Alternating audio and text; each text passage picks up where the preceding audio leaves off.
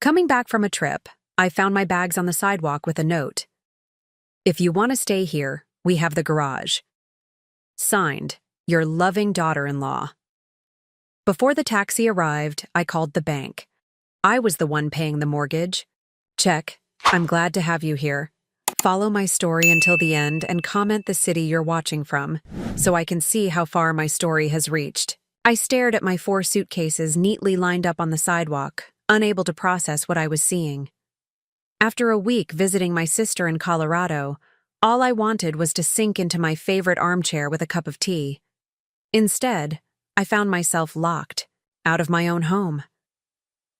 Rain clouds gathered overhead as I picked up the note tucked under the handle of my largest suitcase. The handwriting was unmistakable, sharp, slanted letters that always seemed to be in a hurry. If you want to stay here, we have the garage. Your dear daughter-in-law. My hands trembled as I read the words again. I'd lived in this house for 35 years. Richard and I had built it together when Gregory was just a baby. We'd planted every tree in the yard, selected every fixture, painted every wall. After Richard passed away 2 years ago, I'd agreed to sign the house over to Gregory and Vanessa, legally at least. But I was the one still secretly paying the mortgage. I fumbled for my phone and dialed the bank before the taxi even pulled away, needing confirmation of what I already knew. Yes, Mrs. Wilson, we show your automatic payment of $1,867 went through last Friday as scheduled, the customer service representative confirmed. Thank you, I whispered, ending the call. A heavy drop of rain splashed on my forehead as I stood. There, 68 years old, staring at my belongings on the sidewalk. The sky opened up then, as if giving me permission to break down too. I should have seen this coming. The sideways glances between Gregory and Vanessa whenever I mentioned redecorating my kitchen. The not-so-subtle comments about senior communities, where I wouldn't have to worry about yard work. The way they'd rearranged the living room while I was visiting my sister last Christmas, moving my reading chair to the basement. Small things that weren't so small after all. The garage door was unlocked. Inside, a twin mattress had been placed against one wall, with a small nightstand and lamp beside it. My clothes had been hung on a portable rack. My books, photos, and keepsakes were stacked in cardboard boxes labeled Mom's Stuff in Vanessa's handwriting. I sank onto the mattress, the concrete floor cold beneath my feet. Through the small window, I could see the house where I'd raised my son, buried my husband, and apparently lost my place in the world. My phone buzzed with a text from Gregory. Mom, we need the space. Vanessa has been asking for a home office. For months. The garage apartment has everything you need. Don't make this difficult. Don't make this difficult. As if I were the problem. I'd never been one to cry easily, but the tears came then, silent and hot against my cheeks. I thought of all the nights I'd stayed up with Gregory when he had asthma attacks as a child. The second job I'd taken to pay for his college when Richard's business hit a rough patch. The weekends I'd spent watching the grandkids so Gregory and Vanessa could have couple time. And now I was reduced to a burden, an inconvenience to be tucked away in the garage. I didn't respond to Gregory's text. Instead, I called Martha, my oldest friend. Audrey? What's wrong? She asked, immediately sensing the catch in my voice. I need a place to stay, I managed to say, the words sticking in my throat like shards of glass. They've put me in the garage. Martha didn't ask for explanations. I'll be there in 20 minutes, she said. As I waited, sitting on that thin mattress surrounded by the boxed-up remnants of my life, I made a decision. This house had been my heart for 35 years. I'd poured everything into it, my love, my savings, my dreams, and now they thought they could simply push me aside? The garage door rattled as the rain intensified outside. I looked at my trembling hands and slowly curled them into fists. They had no idea who they were dealing with. I wasn't just Gregory's mother or Richard's widow. I was Audrey Wilson, and I was done being invisible. Martha's spare bedroom wasn't much, but at least it had a door that locked and windows that let in actual sunlight. After 3 days at the Sunset Motel, a name that felt eerily appropriate for this chapter of my life, I was grateful to be somewhere that didn't charge by the night. "You can stay as long as you need," Martha insisted, setting a mug of coffee in front of me. "Jim and I rattle around in this house like 2 peas in a barrel since the kids moved out." I wrapped my hands around the warm mug. "I appreciate it, but this can't be permanent. I need to figure out what to do about the house." "You mean your house?" Martha corrected, her eyes narrowing. "The one you're still paying for." Martha had been my friend for over 30 years. She'd known Richard, had watched Gregory grow up, had been there through the good times and bad. And unlike my own son, she remembered who I was before I became invisible. "I keep thinking about when it all started to change," I said, staring into my coffee. "After Richard died, I thought giving Gregory and Vanessa the house would help them. They'd just had Emma. Money was tight. And they took advantage," Martha finished. The memories surfaced like bruises I'd been avoiding pressing on. 6 months after the funeral, Vanessa had started rearranging the house, claiming it needed updating. My suggestions were dismissed. My belongings migrated to closets, then to the basement, then to storage bins. You know what Vanessa said when I objected to her throwing out Richard's fishing gear? "We need to move forward, not live in a museum." As if my husband's memory was just clutter to be cleared away. Martha reached across the table and squeezed my hand. "What about Gregory? Surely he stood up for you." I laughed, a hollow sound that surprised even me. Gregory said I was being difficult, that I needed to adapt to the new normal. His new normal apparently meant forgetting his father and sidelining his mother. The control had been so gradual I barely noticed it happening. First, they took over the kitchen, criticizing my cooking. Then came complaints about my TV shows being too loud, my friends visiting too often, my gardening taking up too much of their yard. Each surrender on my part only emboldened them further. "The worst part is, I enabled it all," I admitted. "I kept paying the mortgage because I was afraid they'd struggle financially. I wanted to help them, to be useful, to be loved," Martha said softly. The truth of her words stung. I'd been buying my place in that house, in my own son's life, one mortgage payment at a time. My phone buzzed with a text from Gregory. "Mom, when are you coming to get the rest of your things? We need to convert the garage for Emma's playroom." I showed Martha the message, my hand trembling slightly. "That ungrateful little—" She bit off the word. "Audrey, there's something you should know. I didn't want to tell you because I knew it would hurt, but you deserve the truth." My stomach tightened. "What is it?" Last month at book club, Vanessa was there. She'd had a few glasses of wine and started talking about their plans. "They're putting the house on the market, Audrey. They want to buy that new construction in Oakwood Hills." The room seemed to tilt sideways. "They're selling my house?" "They think it's their house," Martha said gently. "And technically, legally, it is. But morally? That's another story." I thought of the 35 years of memories embedded in those walls. Richard and I bringing baby Gregory home. Birthday parties. Christmas mornings. The garden Richard had built for our 20th anniversary. My husband's last breaths in our bedroom, surrounded by the life we'd created together, and they were going to sell it all to strangers without a second thought. "What am I going to do?" I whispered. Martha's eyes hardened with resolve. "First, you're going to stop paying their mortgage. Let's see how quickly their plans change when the bank starts calling. But what about my credit? Second," she continued, "you're going to talk to my nephew Brian. He's a lawyer who specializes in elder rights. There has to be some legal recourse here." "I'm not elderly," I protested weakly. Martha arched an eyebrow. "You're old enough to be treated with respect, which is not what's happening here." She was right. For 2 years, I'd been shrinking myself, becoming smaller and quieter to avoid being a burden. And where had it gotten me? Evicted from my own home, my belongings packed in boxes, my existence reduced to an inconvenience. As the reality of my situation crystallized, something else emerged from beneath the hurt and betrayal, a slow-burning anger that felt almost foreign after years of accommodation. "Okay," I said, straightening my shoulders. "Let's talk to Brian." Martha squeezed my hand. "That's my girl. And Audrey, remember who you are. You're not just Gregory's mother or Richard's widow.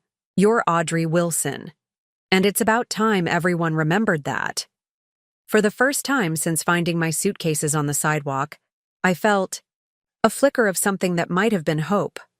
Or maybe it was determination. Either way, I wasn't going down without a fight. Brian, Martha's nephew, was not what I expected.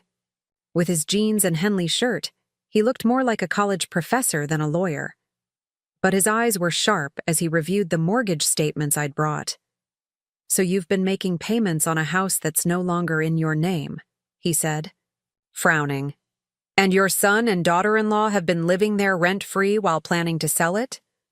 Put so bluntly, it sounded absurd even to me. "Yes." "And they evicted you to the garage?" I nodded, embarrassment flushing my cheeks. How had I allowed things to reach this point? "You have options," Brian said. "The financial arrangements could constitute a verbal contract. At minimum, you could sue for recovery of the mortgage payments you've made since the property transfer." Martha, who had been uncharacteristically quiet, spoke up. "She needs to confront them first. Make them understand what they've done." Brian looked skeptical, but I knew Martha was right. Before taking legal action against my own son, I needed to give him one last chance to make things right. That's how I found myself standing on the porch of my own home the next day, my heart pounding as I rang the doorbell. I'd lived in this house since before Gregory was born, yet here I was, a visitor requiring permission to enter. Vanessa answered, her surprise quickly masked with a tight smile. "Audrey, we weren't expecting you." "I need to speak with you and Gregory," I said, my voice steadier than I felt. She hesitated, then stepped aside. "Of course. Come in." The living room had changed again since I'd left. My reading lamp was gone, replaced by a modern floor lamp I didn't recognize. The family photos I'd arranged on the mantel had been rearranged, with several of Richard now missing. Gregory emerged from the kitchen, wiping his hands on a dish towel. "Mom, what are you doing here?" "I came to talk about the house," I said. "Martha told me you're planning to sell it." Their exchanged glance confirmed everything. "We were going to tell you," Gregory said, not quite meeting my eyes. "Once everything was finalized." "Finalized?" I echoed. "This was my home for 35 years. Your father and I built this house. We raised you here." Vanessa sighed dramatically. "Audrey, we understand you have sentimental attachments, but we need to do what's best for our family now."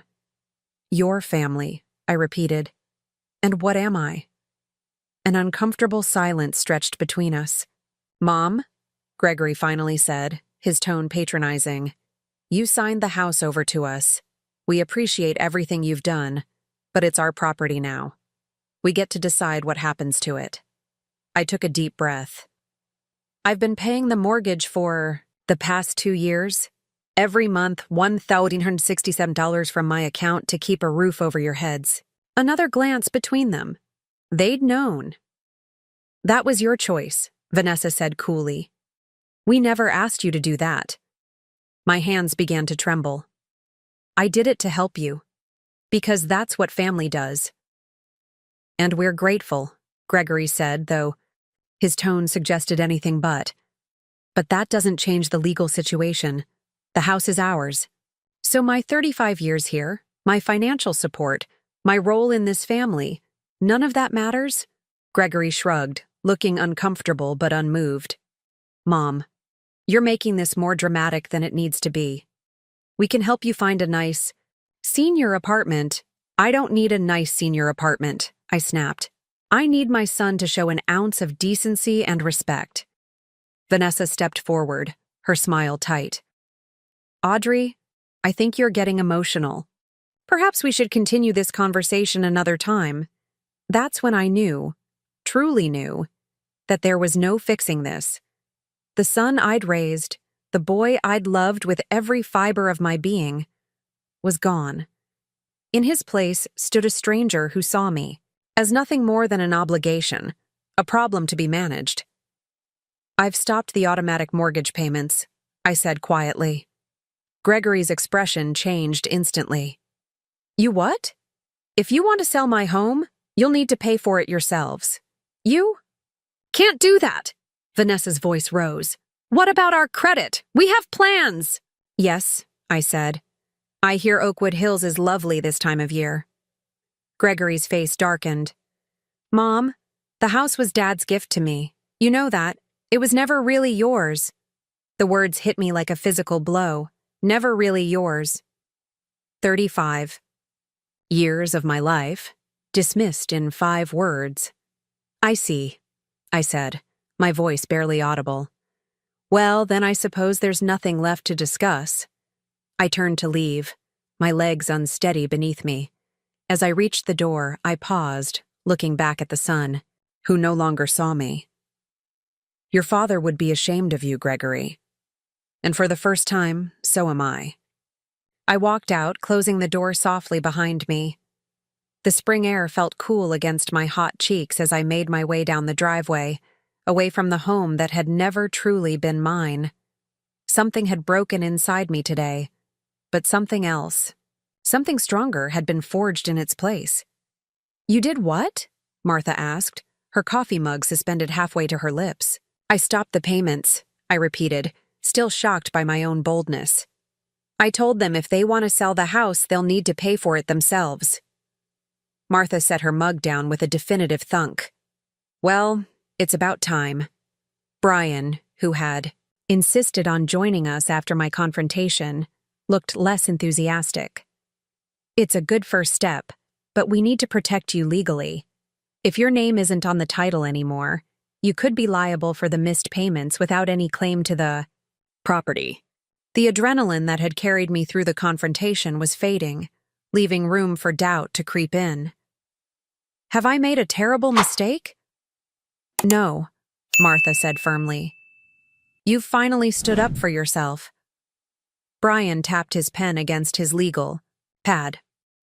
Let's be strategic about this. I'm going to contact the bank tomorrow, explain the situation, and see what options we have. In the meantime, you need to gather every shred of evidence that shows you've been making these payments. I nodded, thinking of the meticulous financial records Richard had taught me to keep. At least I had that. What about my things still at the house? I asked. Martha squared her shoulders. I'll go with you to collect them. If they give us any trouble, I still remember how to swing the softball bat from our community league days. Despite everything, I found myself laughing.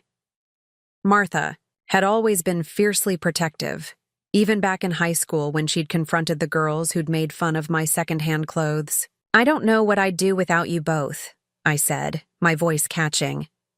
Brian reached over and squeezed my hand. You're not alone in this, Mrs. Wilson. We'll make sure they don't take advantage of you anymore. The next morning, a call came from First Federal Bank. I answered with trepidation, expecting questions about the missed mortgage payment. Mrs. Wilson, this is Trevor Phillips from the mortgage department. We've received a request to discuss the situation with your property on Maple Avenue. I gripped the phone tighter. Yes, that's correct. I understand you've been making payments on a property that's no longer in your name. Our records show consistent payments from your account for the past 26 months. Yes, I confirmed. But I've decided to stop those payments. There was a pause, then, Mrs. Wilson, I don't normally do this, but would you be willing to come into the branch to discuss this further? I think there might be options you haven't considered. 2 hours later, I sat across from Trevor, a kind-faced man about my son's age, as he explained something called an equitable lien. Essentially, by consistently paying the mortgage on a property from which you derive no benefit, you may have established an interest in the property, even without being on the title. Hope fluttered in my chest. What does that mean exactly? It means you could potentially place a lien on the property for the amount you've contributed. They wouldn't be able to sell without addressing that lien. For the first time since finding my suitcases on the sidewalk, I felt a glimmer of control returning. "There's something else," Trevor said, lowering his voice slightly. "Your son called this morning, quite upset about the missed payment. He seemed unaware of how mortgages work. I wasn't surprised. Gregory had always relied on others to handle the practical aspects of life. First Richard and me, now Vanessa. And apparently my monthly payments. What did you tell him?" "That missed payments affect credit scores and could eventually lead to foreclosure proceedings," Trevor said. He didn't take it well. As if on cue, my phone buzzed with a text from Gregory. "Mom, we need to talk about the mortgage, ASAP." I showed Trevor the message. "What would you like to do, Mrs. Wilson?" he asked. It was such a simple question, but no one had asked me that in years. What did I want? Not just regarding the house, but with my life? I thought of the confrontation with Gregory and Vanessa, their casual dismissal of my contributions, their assumption that I would continue to finance their dreams while being relegated to the garage. "I want what's rightfully mine," I said, surprising myself with the firmness in my voice. Trevor nodded, respect evident in his expression. "Then let's make that happen." That afternoon, armed with information from Trevor and legal advice from Brian, I took another unexpected step in my new life. I applied for a job. The help wanted sign in the window of Rosie's cafe had caught my eye as I walked back to Martha's house. "You want to wait tables?" Martha asked, eyebrows raised when I told her.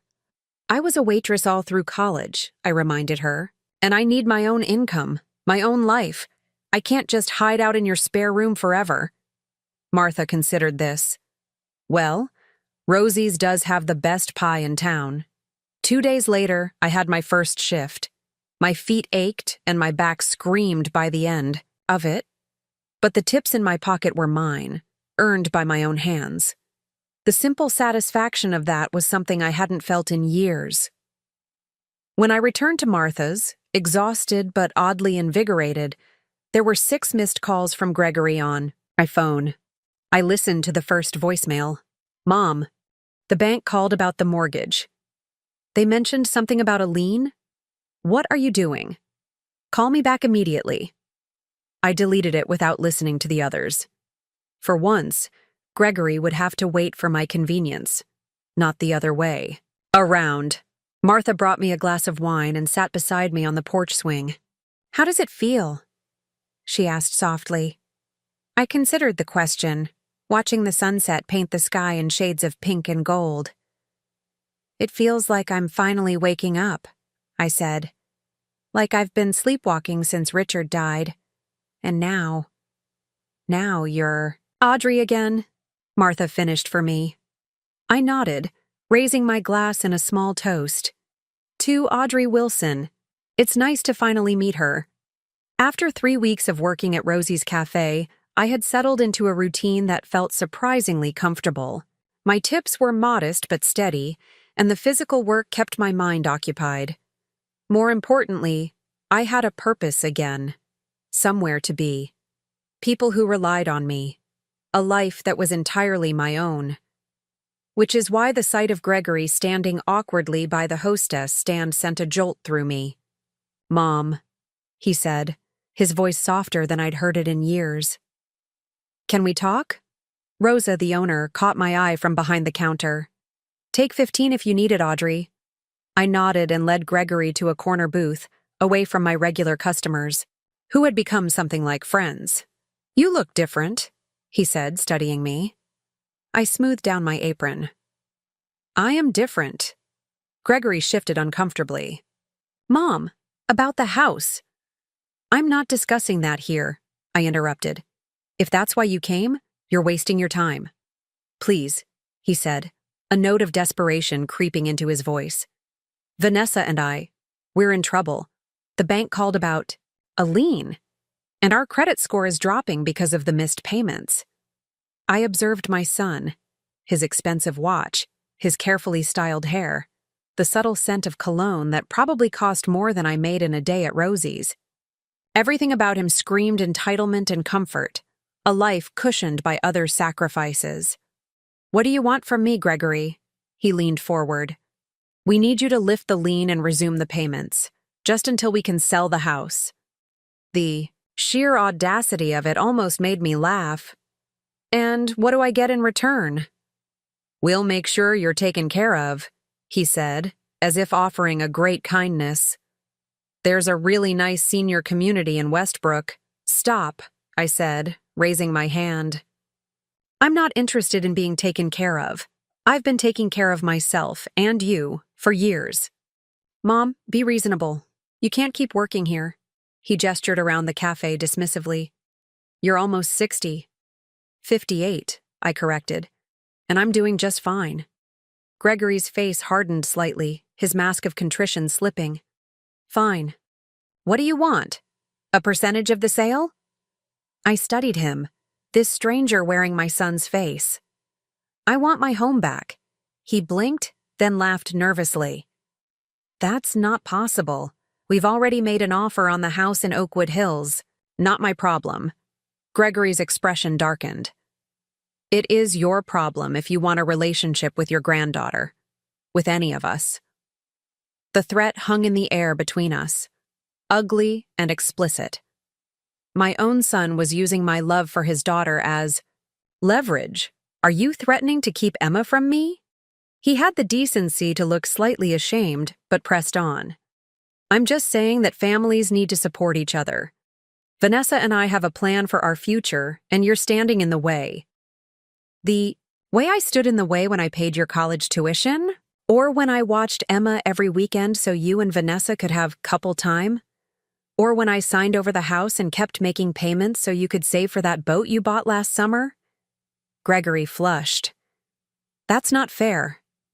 No, I agreed. It's not. My break was almost over. I slid out of the booth and stood, straightening my apron. I need to get back to work. Mom, please. Gregory's voice cracked slightly. We need this. The house in Oakwood Hills is perfect. We can't lose it. For a moment, I saw the little boy who used to climb into my lap with scraped knees, looking to me to make everything better. But that boy was gone. In his place sat a man, who saw me as nothing more than a means to an end. I'll think about it, I said finally. But I need something in writing from you and Vanessa first. Meet me at Brian Wallace's office tomorrow at 2 p.m. Relief washed over Gregory's face. Thank you, Mom. You won't regret this. As he left, I wondered if I already did. The next day, I arrived at Brian's office early, my stomach in knots.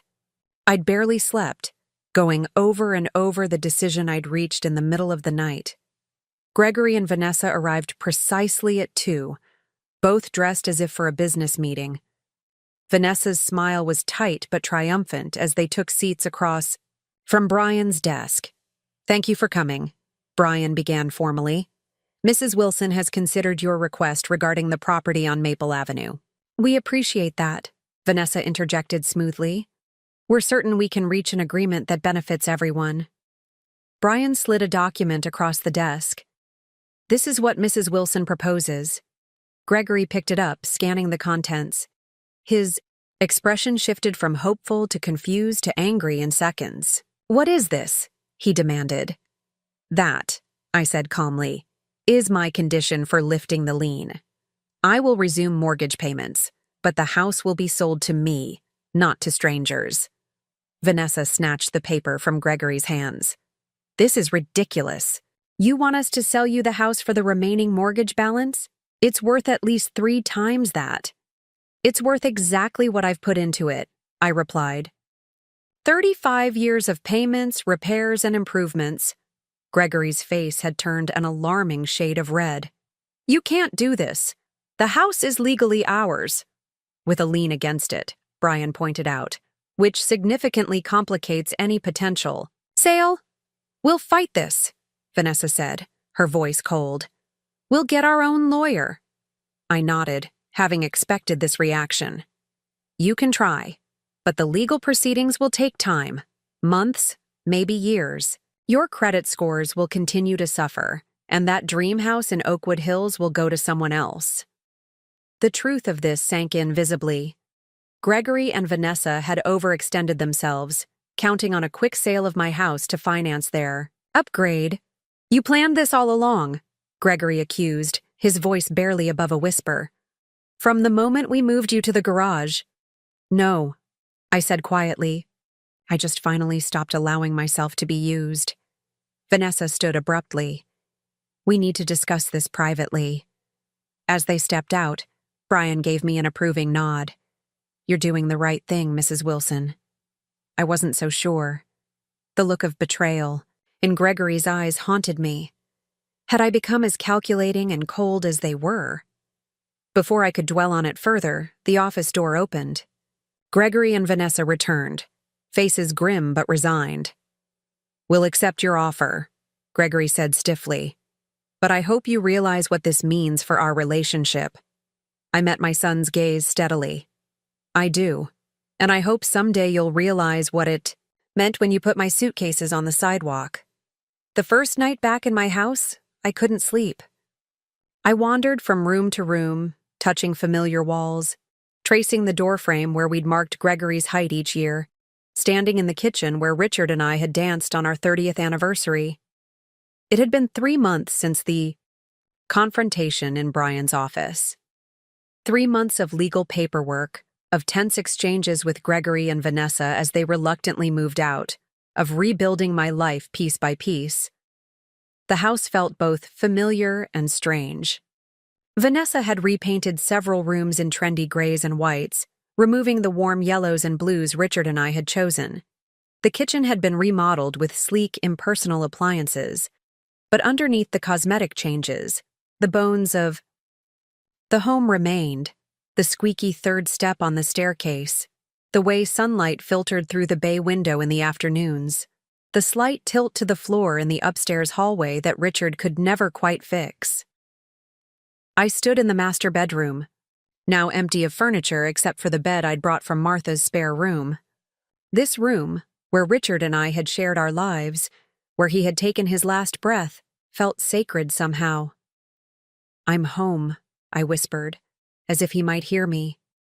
The silence that answered wasn't lonely, just peaceful. For the first time in years, I was exactly where I belonged. The doorbell rang the next morning as I was unpacking my modest collection of dishes. I opened it to find Martha holding a pot of soup and a bottle of wine. Housewarming, she announced, marching past me into the kitchen. Though I suppose it's technically a homecoming. I laughed, following her. It feels like both, honestly. Martha set her offerings on the counter and turned to survey the kitchen. Good Lord, what did that woman do to your beautiful oak cabinets? Painted them gray and replaced all the handles with something called brushed nickel, I said. Apparently, oak is passé, Martha snorted. You know what's passé? Throwing your mother-in-law out on the street. We both laughed, though the hurt beneath the humor was still raw. Have you heard from them? Martha asked as she helped me unpack. I shook my head. Not since the closing. Gregory made it clear that I'd chosen the house over them. That's not what happened, and you know it, Martha said firmly. You chose self-respect. There's a difference. I wasn't sure Gregory would ever see it that way, but I had made peace with my decision. The alternative, continuing to let them use me while treating me like an afterthought, was no longer acceptable. Well, Martha said, opening the wine, to new beginnings. We clinked glasses, and I felt a surge of gratitude for this woman who had stood by me when my own family hadn't. The following weeks brought a steady rhythm to my days. Mornings at Rosie's Cafe, afternoons spent slowly restoring the house to something that felt like mine again. I didn't have the money to replace all of Vanessa's modern updates, But I could add touches that brought back the warmth. Colorful throw pillows, family photos returned to the mantel. Richard's fishing gear hung proudly in the den. One Saturday morning, I was planting tulip bulbs in the front garden when a familiar car pulled into the driveway. My heart jumped to my throat as Gregory stepped out, looking uncertain. He stood awkwardly at the edge of the garden. The flowers looked nice. I nodded, not trusting my voice. Dad always loved tulips, he continued, glancing around the yard. I remember him planting them every fall. I brushed dirt from my hands. What brings you here, Gregory? He shifted uncomfortably. We didn't get the house in Oakwood Hills. I wasn't surprised. Their credit had likely been too damaged by the missed mortgage payments. I'm sorry to hear that, I said, meaning it despite everything. Gregory looked down at his shoes, expensive loafers now gathering dust from the garden. We found an apartment instead. It's small, but it's teaching us some perspective, I guess. I waited, sensing there was more. Vanessa's pregnant again, he said finally. The baby's due in January. Congratulations, I said softly, wondering if this news was meant to hurt me, to remind me of what I'd be missing. Gregory met my eyes for the first time. Emma asks about you. She doesn't understand why we don't visit Grandma anymore. A pain, sharp and sweet, lanced through my heart. I missed my granddaughter fiercely. She's welcome here any time, I said. So are you. Gregory nodded, then hesitated. Mom, I've been thinking about everything, about what happened. I held my breath, not daring to hope for real understanding. I'm not saying we handled things well, he continued, choosing his words carefully. But you chose a house over your family. I don't know if I can forgive that. My momentary hope deflated. He still didn't see it. I didn't choose a house, Gregory, I said quietly. I chose not to be erased. There's a difference. He frowned, clearly not agreeing. Anyway, I thought you should know about the baby, and maybe Emma could visit sometimes, if that's okay. It wasn't an apology, not even close. But it was a small opening, a tiny crack in the wall between us. I'd like that, I said. After Gregory left, I sat on the porch swing, processing the encounter. The relationship with my son was damaged, perhaps irreparably. He still couldn't see how deeply he had hurt me, how fundamentally he had betrayed my trust. But he had come today, had reached out, however inadequately. It was a start, not an ending. That evening, Martha and her husband Jim came over, along with Rosa from the cafe and Brian and his wife. We sat in my backyard, the same yard where I'd hosted Gregory's high school graduation party, where Richard and I had celebrated anniversaries, where life had unfolded in all its messy glory. As twilight settled around us, the conversation flowing, easily among these people who had become my chosen family, I felt a profound sense of peace wash over me. A toast, Martha declared, raising her glass, to Audrey Wilson, who reminds us all that it's never too late to reclaim your life. Everyone clinked glasses, smiling warmly at me. Later, as the stars emerged in the clear summer sky, I sat alone, on the porch, listening to the familiar creaks and sighs of my house. I thought of Richard, of the life we'd built, of the son we'd raised who had somehow lost his way. I thought of the woman I'd become in these past months, stronger, more determined, unwilling to be diminished for anyone's convenience. The house around me wasn't just walls and a roof. It was a testament to survival, to resilience, to the quiet, unstoppable power of a woman who had finally learned to put herself first. I was home, not just in this house, but in my own life. And for the first time in years, that life stretched before me full of possibilities that were entirely my own.